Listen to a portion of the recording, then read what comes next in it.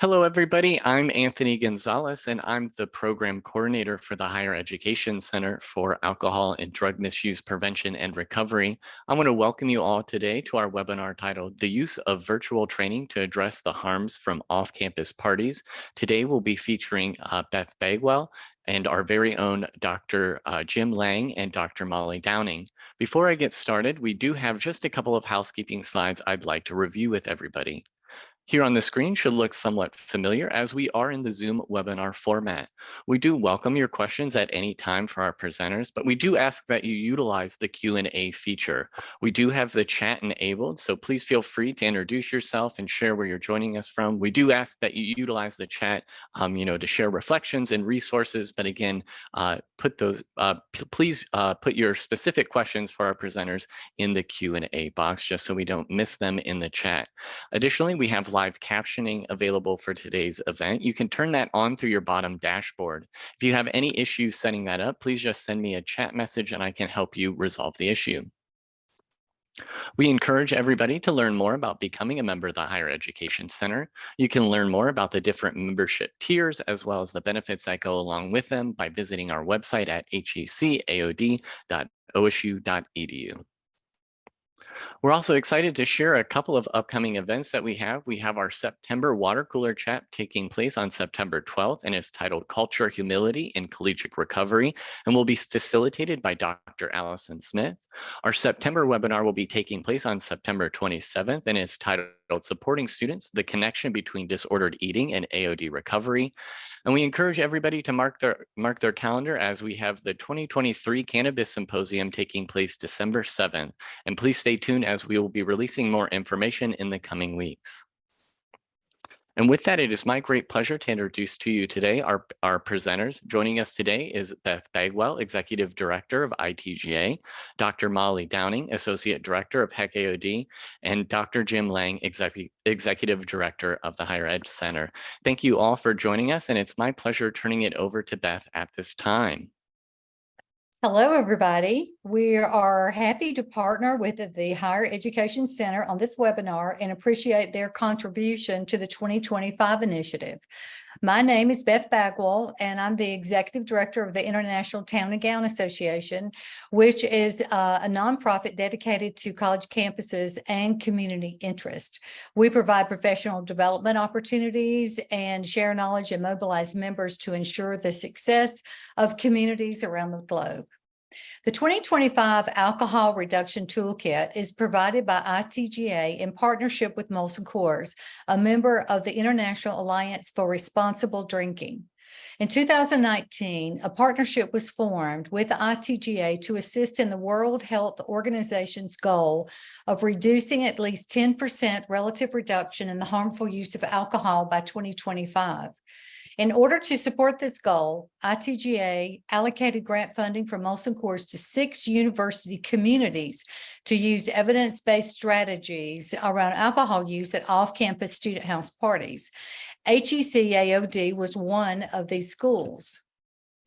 Next slide. The National Institute on Alcohol Abuse and Alcoholism makes clear that a mix of strategies is best when it comes to prevention, and the projects completed by participating campuses identified strategies that can be part of a campus mix.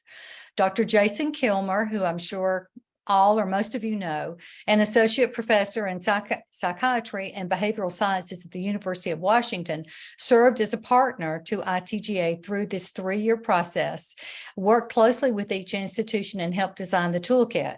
Today's webinar is about the free online course that the Higher Education Center developed that resides on the ITGA website as an important resource.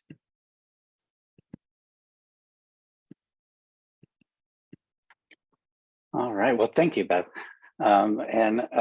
Just as an aside, I mean, it was a great opportunity for us to work with ITGA for the first time, and the process of developing this, I think, was really helpful, both for our center and also, I think, as people start using it across the country, various campuses. So I want to step back a little bit.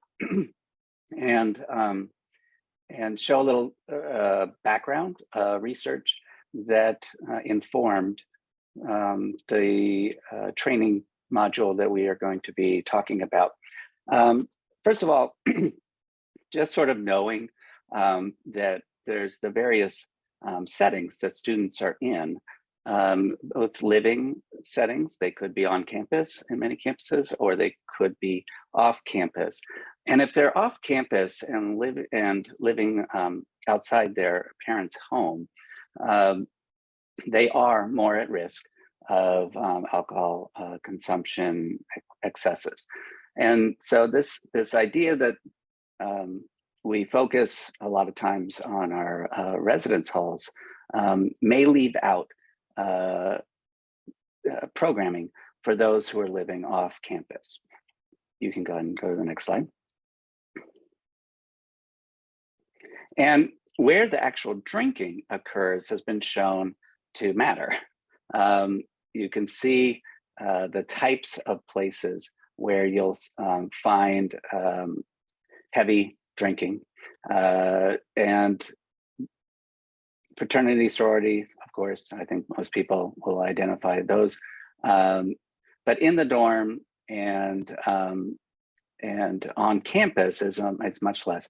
But off-campus events are really where we're seeing most of the consumption. So when you're talking about bars and restaurants, working with them, they of course have responsible beverage service training often, depending on the state or locality.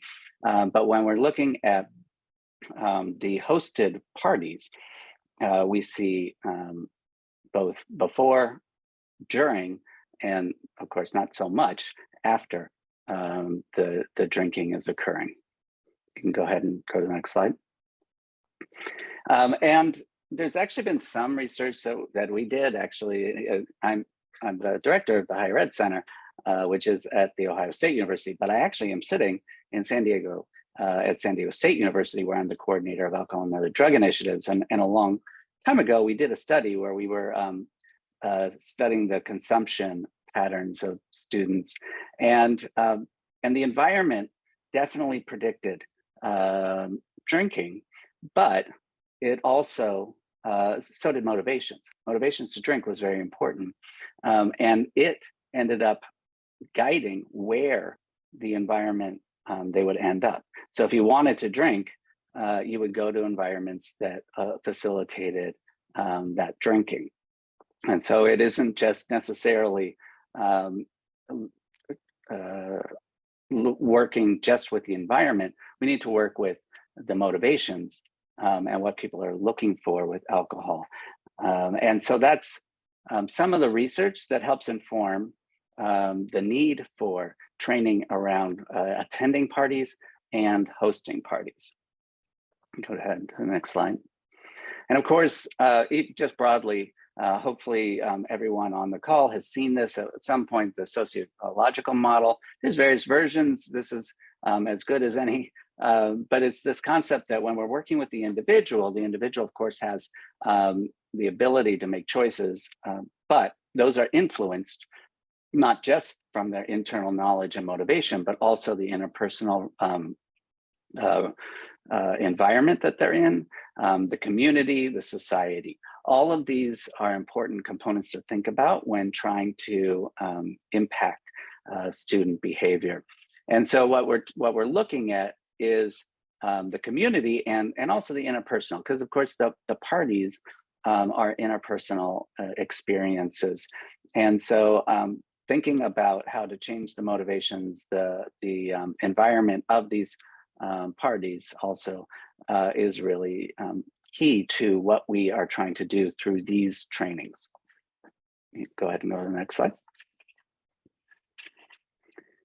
And so when we had this opportunity to develop something, we based this on a program that I've been doing at San Diego State for a number of years that's informed by motivational enhancement approaches like basics and ASTP, Alcohol Skills Training Program, which are evidence-based. But when you start moving towards training, you start going closer to the ASTP model, which allows for even group presentations. And it works towards having students explore not just facts about alcohol, but the motivation, what they're after when they're drinking, and how they can accomplish getting what they'd like out of the drinking experience and avoid the things that they're not wanting out of alcohol. And so giving them that space to think about the information and show them the skills necessary to accomplish the goals of drinking that they have. And we'll look at those much more carefully as we go through the program. That's the motivational aspect, and it's been shown to work in terms of reducing the high-risk drinking. And so that's what we're after. And that's how we adapted the program that was an in-person, but in a large group setting, skills training, and moving it into this module-based asynchronous approach. You can go to the next slide. And with that, I'll hand it over to Molly. Thanks, Jim. So with that kind of background context, Jim and I will work together to walk you through some of the content of the training program, and then we'll share evaluation outcomes from a pilot study that we ran. So when we went to design and develop this training program, of course, we wanted to align it with best prevention practices, as Jim mentioned, but also best educational practices. So we implemented the backward design model, which is an evidence-based pedagogical framework for designing effective learning experiences. And when you utilize this model, you start by developing the learning outcomes. So what do you want your learners to be able to do at the end of the learning experience? So this slide identifies the learning outcomes for those that would engage in the party host training. So we actually developed 2 training programs, one for party hosts and one for party guests. And so again, this slide identifies those learning outcomes for our party hosts. So based upon Jim's experience with delivering that in-person version of this training at San Diego State University, we arrived at the following 4 learning outcomes. So we thought it was important that party hosts could explain how individuals could consume alcohol in ways that helped meet those desirable social outcomes that they're seeking. We also thought it was important that party hosts could discuss how the environment that they're providing impacts a guest's intoxication level and overall party experience. And we wanted them to be able to reflect on how changes in party design, expectations, and behaviors that they promote, how could that support everyone achieving those desired social outcomes during those party experiences. And then the last learning outcome for party guests was to be able to explain how to abide by rules related to hosting parties set by the university and any relevant organization. Next slide. And as we designed the training programs, they were designed in parallel. So we then went to developing the learning outcomes for the party guest training, and we recognized that there's a lot of shared overlap. So you can see the 3 learning outcomes for the party guest training program are directly in line with the first three learning outcomes for the party host. We just pivoted the language to make it relevant for the party guest. And then the 4th learning outcome for the party host is not relevant for party guests, so that's not a part of this particular training program. Next slide. So once we had our learning outcomes, the next step is to develop your evaluation measures and then plan those learning activities and content. But we needed to also think about the overarching design of the training program. So as Jim mentioned, we developed both training programs to be 100% asynchronous distance learning. And because of that delivery modality, we elected to utilize Ohio State's public-facing learning management system to host the program, so that you do not have to be an Ohio State student to access it. Anyone can access either training program. The completion time is around 90 minutes on average, and that's for either the party guest or the party host course. And we elected to create 4 modules. So as Jim mentioned, it's a module structure. And we know that best practices in online learning tell us to have a getting started module to orient your learners to the training experience, and then our wrap-up module. And each of those modules takes 3 to 5 minutes to complete. So the bulk of that 90 minutes is spent in modules 2 through 4, which is really the content and the learning activities that we developed. So module 2 is focused on party experiences, and module 3 is focused on party environments. And so this is really where either the party host or the party guest is really working towards achieving those learning outcomes that I just identified. And Jim and I are going to walk you through what some of those learning activities and content are in the upcoming slides. But in terms of the overall structure, in both module 2 and 3, there's 2 videos for students to consume. These videos have knowledge checks embedded in them, one to help reset their attention span, but also just to check their understanding of some key concepts. And then most importantly, to get at that aspect that Jim referenced with that motivational enhancement, there's a branching activity that was developed.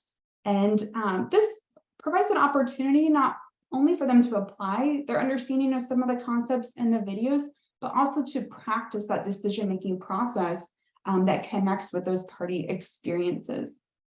There's also a final self-reflection exercise in module 4, where they will kind of write down some of the strategies that we discuss that they might be willing to implement and try during their next party experience. Next slide. So in the upcoming slides, Jim and I will share, what does that content look like? What are some of those concepts? What are some of those learning activities? And then we'll pivot towards sharing the evaluation findings from our pilot study. So to get us started, this slide identifies just some screenshots taken from the video presentations. And right away in that first video, we are encouraging the learner, whether they're a party host or whether they're a party guest, to begin to make a list of those desired social outcomes. So again, connecting to that motivational enhancement piece. So one of the first exercises we have them do is to think about, why are you throwing a party if you're a party host? And to also make connections to, do you think what you're hoping for is similar to what your guests are hoping for? And Anthony, you can go ahead and trigger the other slides on this. Yeah, thank you. So if you see in the bottom left, we identified examples of what we see students typically tell us when you do this in person. And then make that connection that, what you want out of this party experience is what your guest wants, right? So they're immediately kind of making that connection. And then we pivot to encouraging them to engage in a second self-reflection exercise from the very beginning, which is to think about the role that alcohol plays in that party experience. And so we kind of use terminology, the good things and the not so good things. So we encourage them to make 2 lists, kind of parallel to one another. One is, what do you think are the good things that people are hoping for when they drink alcohol at a party? And what do you think are the not so good things that people may experience when they drink alcohol at a party? And the idea is they'll be physically writing out the list as they're watching the video, and then they'll be able to reference back to that list as they consume the rest of the training program. So the content in the rest of the training program centers around concepts related to blood alcohol concentration, then also those harm reduction strategies that Jim referenced. So I'm going to turn it back over to him and let him walk us through the rest of that content.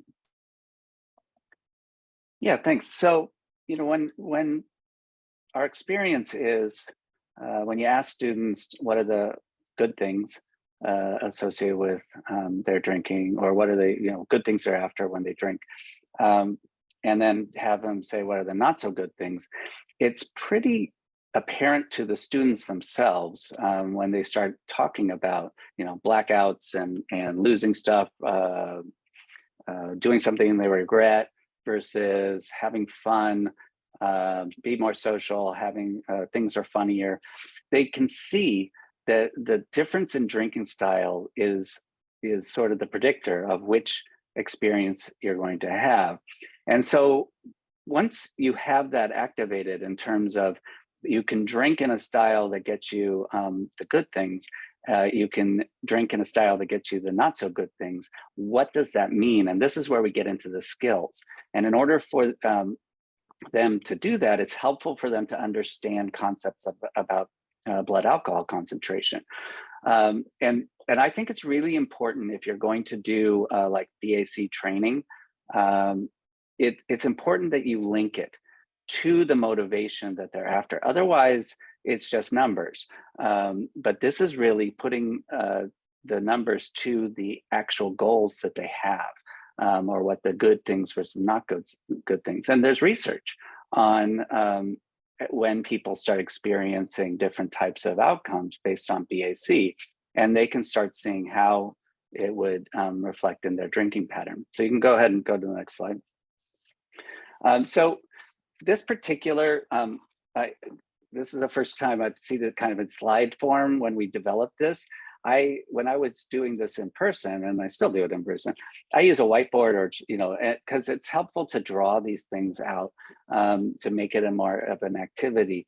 But this concept that if it's true that the lower levels of the BAC, and note that this graph includes the sort of goal zone, includes 0, and that we actually managed to talk about in the presentation, because we know that expectancies are an important part of the feelings that people have when they drink. So the Bar Lab studies have shown that people who are drinking placebos will start being more talkative, will be laughing more, they'll talk louder, they'll do a lot of the things that people say are the good things about alcohol. And so it's important for the students to learn that too, that it isn't all just the chemical agent, it is the expectancies. And so we include 0 in the goal zone, because you can do this without alcohol. But as you move to higher BACs, you start experiencing some of those not so good things. And this is where, if you wanted to teach how much your blood alcohol content goes up per drink, so you need to talk a little bit about standard drink.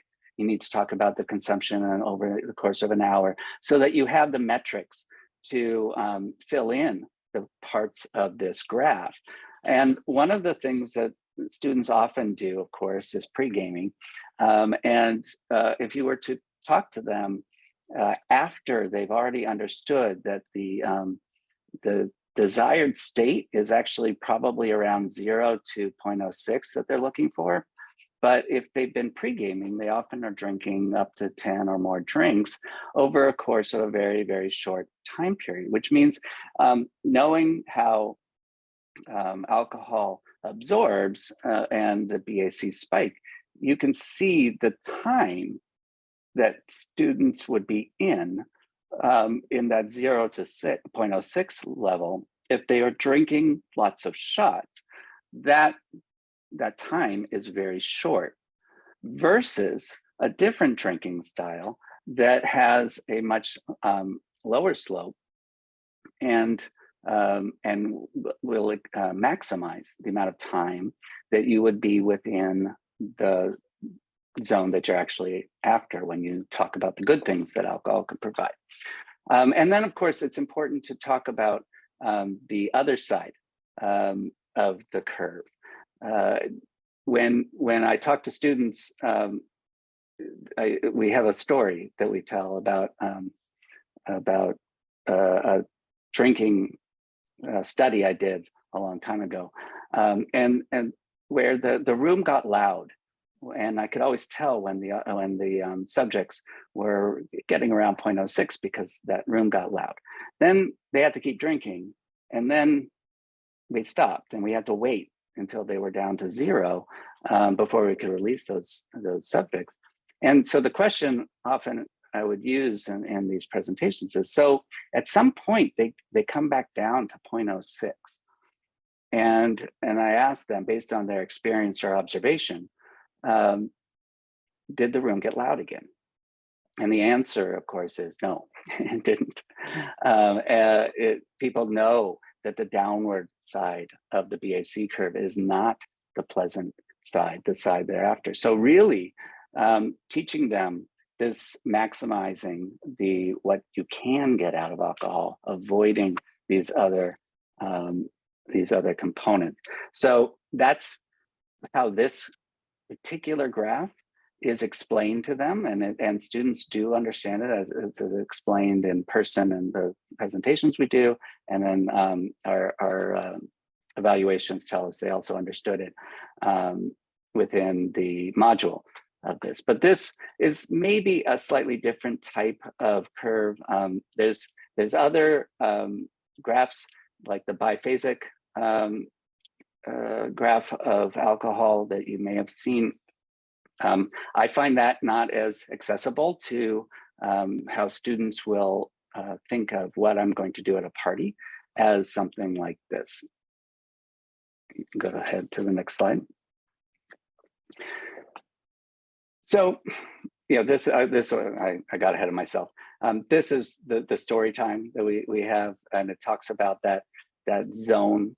And it is important that they hear the expectancy challenge research that states that those with placebo are actually behaving very similarly to the people in the drinking conditions for the things that are the good things that they, the more social things are fun, that sort of thing. So we definitely include that component in the graphs that we show them.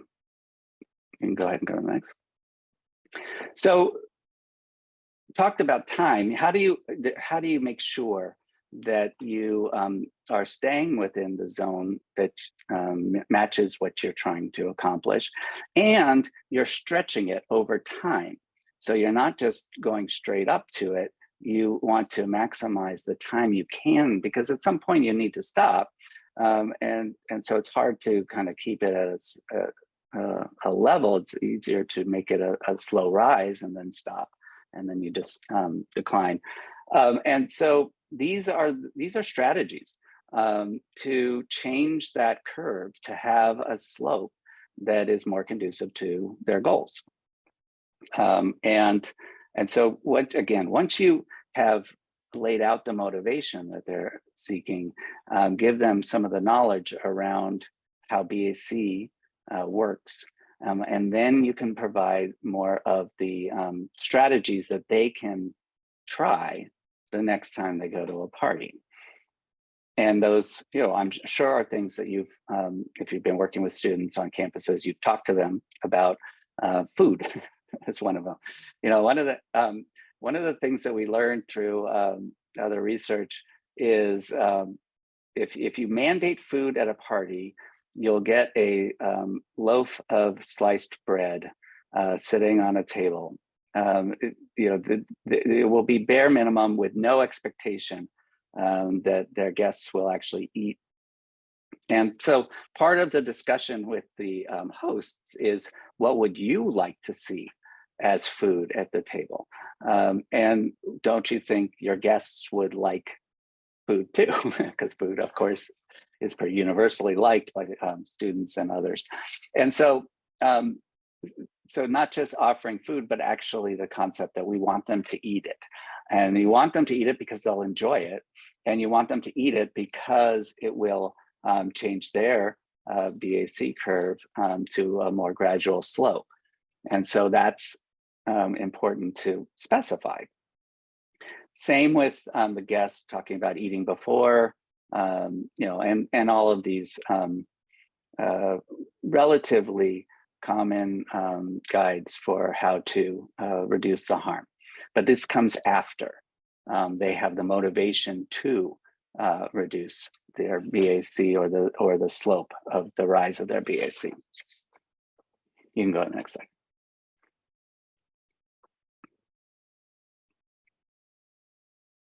So at this point, we wanted to provide you with some of the preliminary findings from the pilot study that we ran to evaluate both the party host and the party guest training.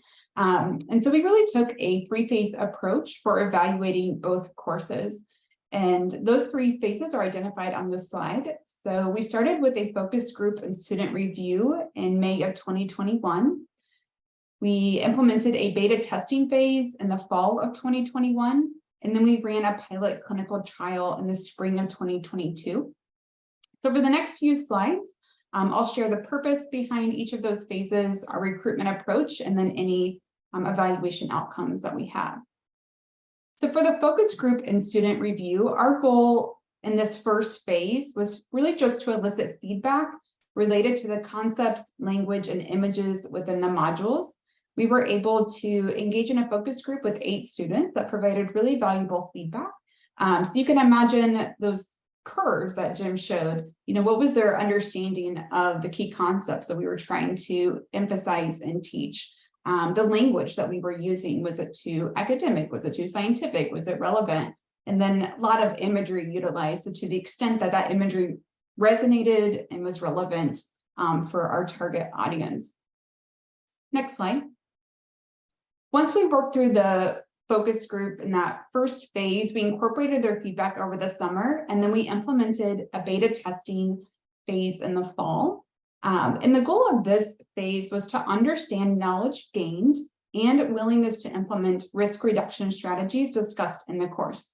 So that last slide, Jim shared all of those bulleted strategies that we introduce in the training and give them opportunities to kind of practice decision-making skills around in their branching activities. What's their willingness to try one of them at their next party experience? So our recruitment approach for the beta testing phase was to recruit 60 students at Ohio State between the ages of 18 to 24. 30 students would enroll in the party host course, 30 would enroll in the party guest course. These students were recruited through a partnership with our campus commuter office and also fraternity and sorority life. And we did a screening as well. So in the host group, any party host needed to have hosted a party in the last 6 months prior to completing the training. And the party guest group, they needed to at least have attended a party in the last 6 months. Next slide. So a little bit more about the sample size for the findings that I'm going to show you. So while 30 students were recruited to engage in either the host or guest course, you can see that a smaller number completed the actual pre-survey. So we had a pre-post survey. And out of those 30, we ended up getting 11 or 12 completing the post survey. So a smaller sample size than what we initially kind of desired, but we all know that happens sometimes. Next slide. So the evaluation outcomes for that beta testing phase, there are a couple on this slide, and then we have 2 other slides to share some outcomes. So when looking at both the host course and the guest course, out of those 11 to 12 students that completed both the pre-post survey and completed the training, 100% found the course extremely easy or somewhat easy to understand. And 75 to 100% were able to identify the BAC range where people were most likely to experience those good things and avoid the not so good things from alcohol consumption. So again, these are just some of the highlights for some of the evaluation measures that connected to those knowledge gains that we wanted to look at. The other piece was willingness to try a harm reduction strategy. So they 100% of students in the party guest or party host course told us that they felt their friends and their peers and their social group would be supportive of them trying a strategy. And this particular slide tells us a little bit about the types of strategies that they're willing to try during their next party experience.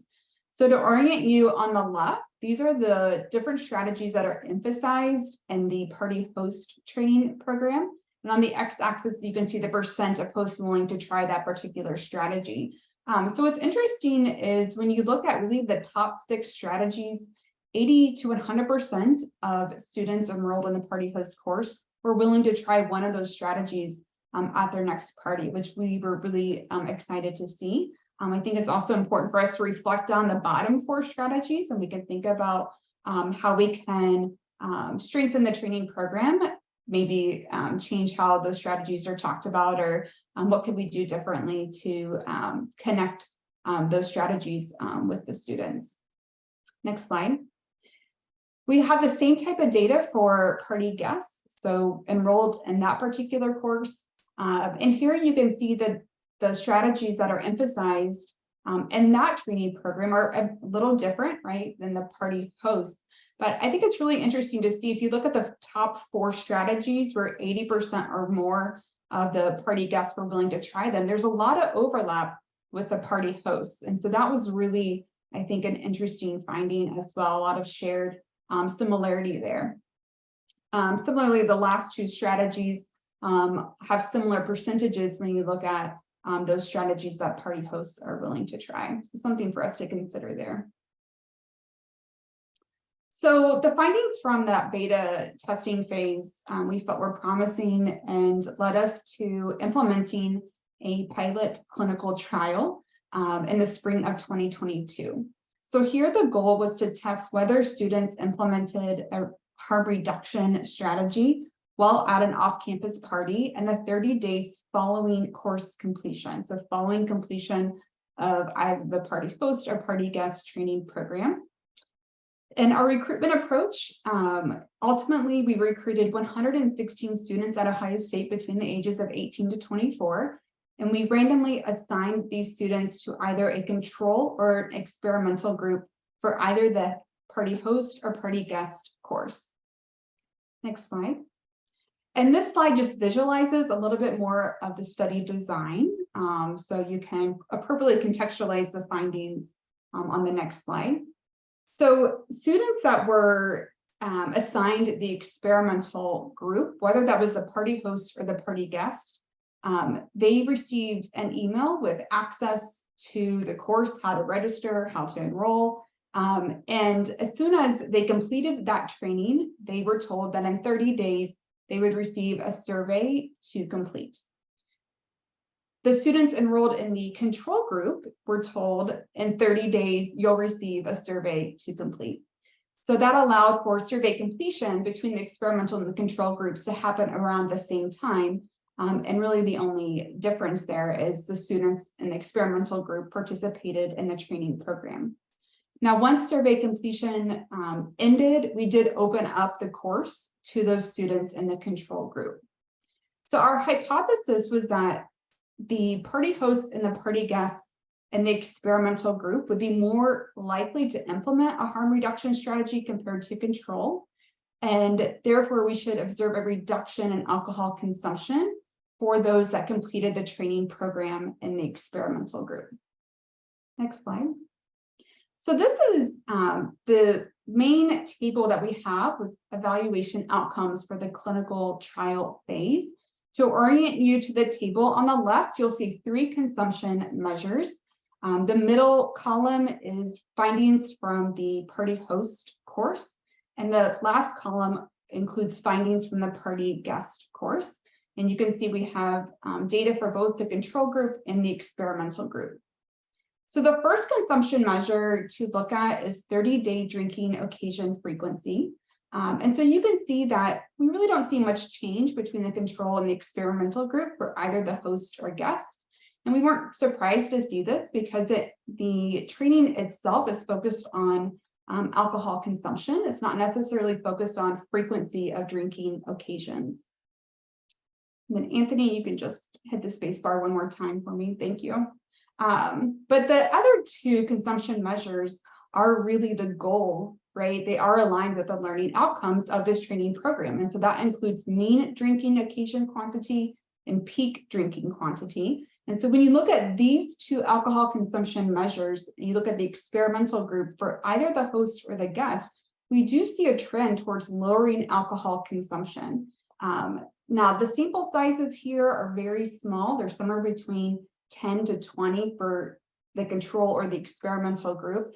So we didn't reach statistical significance for the difference that we observed. But again, we're not surprised by that because the power just isn't there. But we did feel very excited about the trend that we were seeing and felt that it is worthy of additional clinical trials with a larger sample size to confirm these preliminary findings. So those are the main kind of key takeaways and the evaluation outcomes, and a little bit about the training program. I know we have lots of time left, so Jim and I would be happy to answer any questions that you might have. And again, you can drop those questions in the Q&A box at the bottom. And Beth is also here if you have any questions for her as well.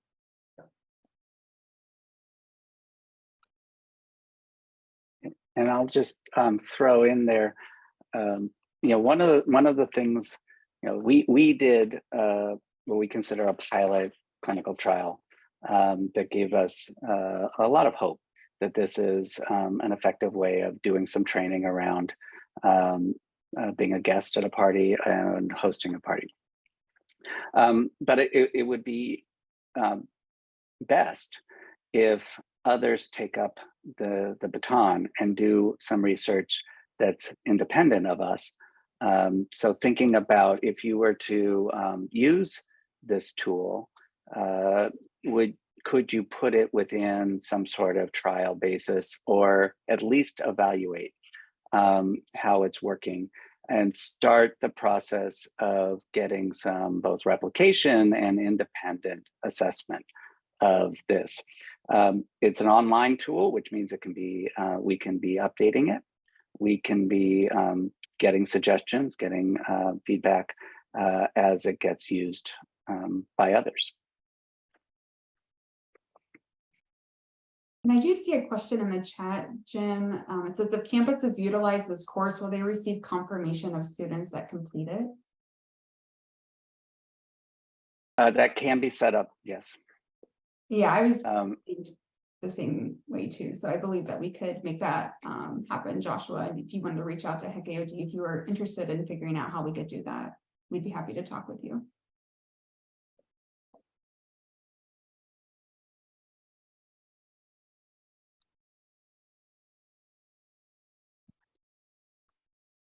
There's a question about incentives. We did not incentivize this other than their participation in the study. And so that would be something like if you did have a system of getting confirmation, I think there's like a way to print out completion, then you could set up an incentive. A lot of campuses, especially with recognized student organizations, and especially in the Greek recognized student organizations, have systems of requiring trainings around parties. And so it is the sort of thing you might consider sort of the first step of trying it out.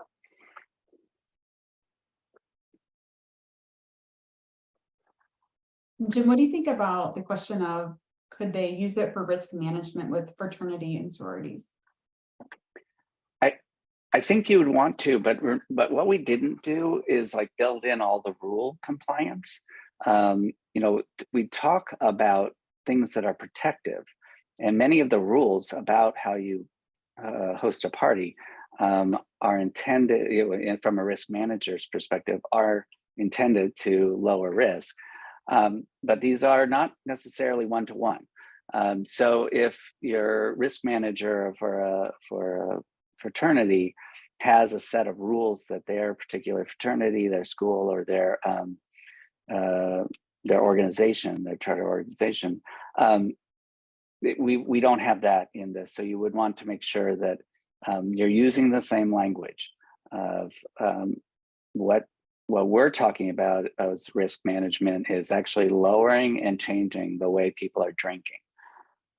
Risk management in other settings is different. It's about, how many, we talk about having a guest list. We talk about having some of these things, but these are more compliance oriented risk management often when you're talking about fraternities and sororities, especially.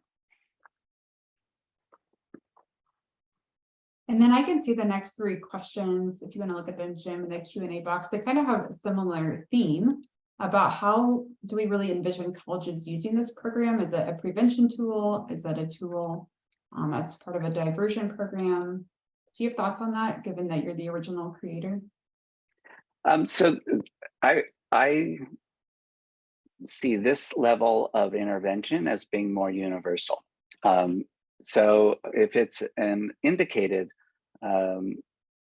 type of situation, like someone that has run afoul of rules, there's other interventions that are evidence-based around mandated students, like basics specifically, where a one-on-one may be a more appropriate approach. And so that's my first thought. But I think in terms of like institutionalizing, there are some natural places. Like if your school has a system of registering parties, you'd want there to be some level of training before parties happen. And so that's a risk management from a campus perspective. And so thinking about how are you training people who are going to be hosting parties. And it can also be one of the sort of supplemental types of activities. So a lot of campuses have mandated experiences around alcohol for maybe the freshmen or new students. Here at San Diego State University, not too surprisingly, because the eCheckup to Go folks are from San Diego State, we mandate eCheckup to Go for all of our students around alcohol, and that has to happen in the first semester. But it's not the case that you want to always throw the exact same thing at students over and over and over again. Having different ways of having them get other experiences, other ways of looking at it might resonate differently, might be booster, might be. So thinking about it, how do you build it in? And also when you start talking about the older students, because when you're talking about hosts, you're almost certainly not talking about students who are freshmen who are living in dorms. You're talking about the older students, you're talking about off campus.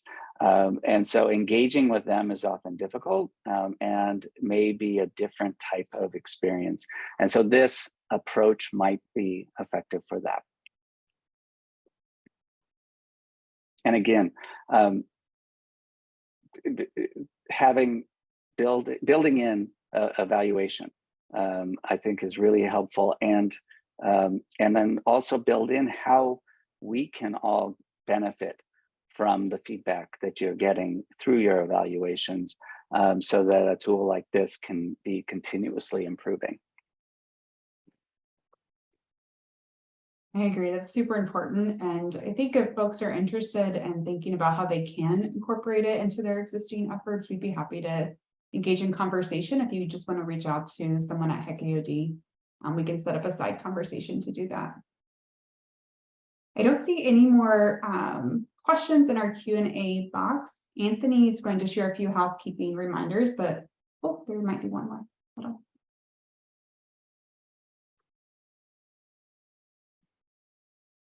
Can you see that question, Jim? About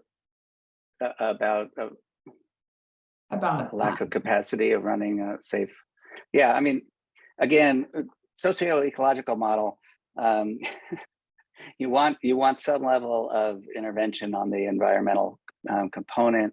If there isn't the capacity for those sort of safe parties, then you're probably trying to keep them from happening at all.